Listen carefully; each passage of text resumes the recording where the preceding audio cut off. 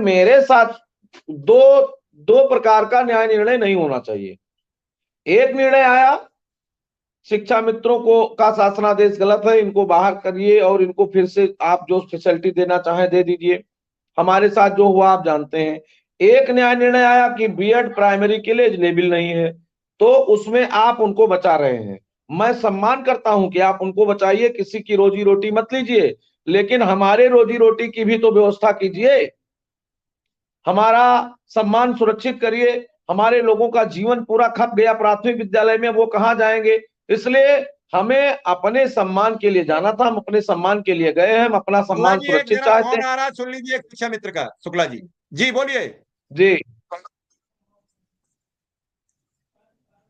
जी बोलिए।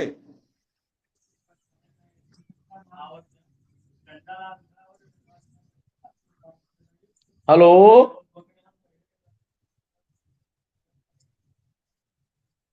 जी मिश्रा जी।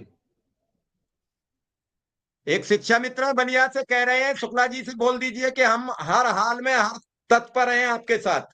हम अपनी जान भी देने के लिए आप लोगों के साथ तैयार हैं। संगठन कुछ भी करे, हम साथ हैं। हम आपको बधाई देते हैं, आपको बहुत बहुत धन्यवाद। आप जैसे साथियों के बल पर ही हम अपना।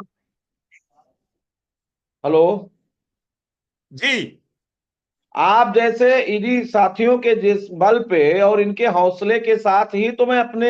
नमस्कार साथियों, वीडियो आप सभी शिक्षा मित्र साथियों के लिए बेहद ही महत्वपूर्ण होने वाली है। दरअसल आज की ये खबर आप सभी के अस्थायीकरण को लेकर व रिसेंट में मिलने वाले मानदेय को लेकर है। दरअसल कब तक मानदेय आपका आने वाला है और मानदेय के साथ साथ अगर हम बात करें अस्थायीकरण की क्या चर्चाएं हैं सरकार में, इन सारी बातों के ऊपर इस वीडियो में चर्चा करेंगे। सभी साथियों से एक रिक्वेस्ट है, वीडियो को आप पूरा देखें। चैनल को अभी तक आपने सब्सक्राइब नहीं किया है, सब्सक्राइब भी कर लें। अब चलते हैं अपडेट पर। आपको आगे बढ़ा करके काम करने का प्रयास करता हूं, इसके लिए आपको धन्यवाद। आप पूरे संगठन को जोड़िए। बलिया से हमारे राजेश साहनी जी ने भी समर्थन किया है, बलिया के तमाम साथियों ने समर्थन किया है, सब लोग साथ में हैं, किसी प्रकार की कोई दिक्कत नहीं है।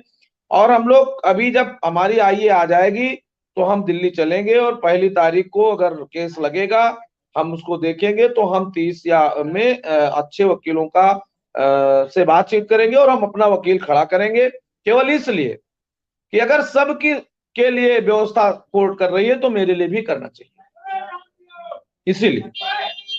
शुक्ला जी, ये पूरा मसला है क्या जो देवेश कुमार और बनाम सुप्रीम कोर्ट है? ये मसला क्या, थोड़ा सा दर्शक जानना चाहते हैं आपसे भी।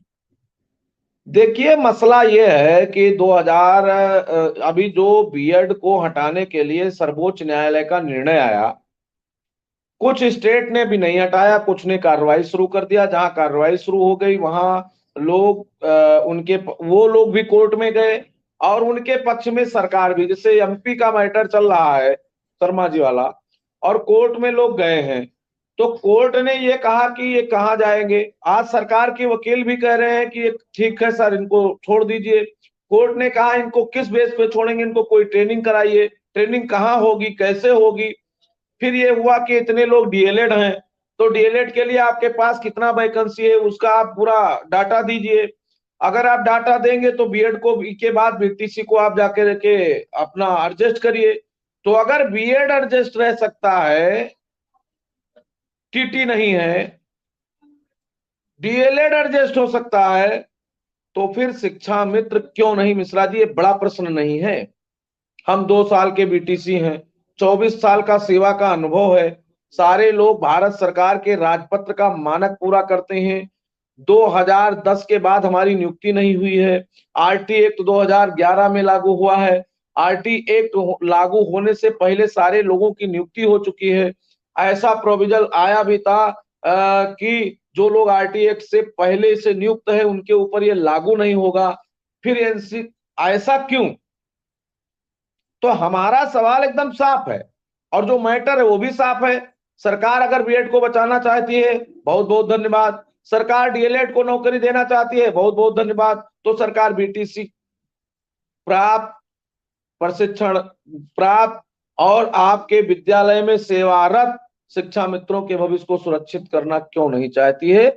इसलिए अगर कोर्ट का आर्डर का अनुपालन हमारे खिलाफ हो सकता है, तो अगर कोर्ट हमको चाहेगी तो मेरे पक्ष में भी आर्डर हो जाएगा, तो उसका भी अनुपालन हो जाएगा। अगर उनको बाहर कर देंगे, सबको बाहर कर देंगे, तो हमको भी कोई दिक्कत नहीं। अगर सबको आप रखते हैं तो हमें भी रखिए।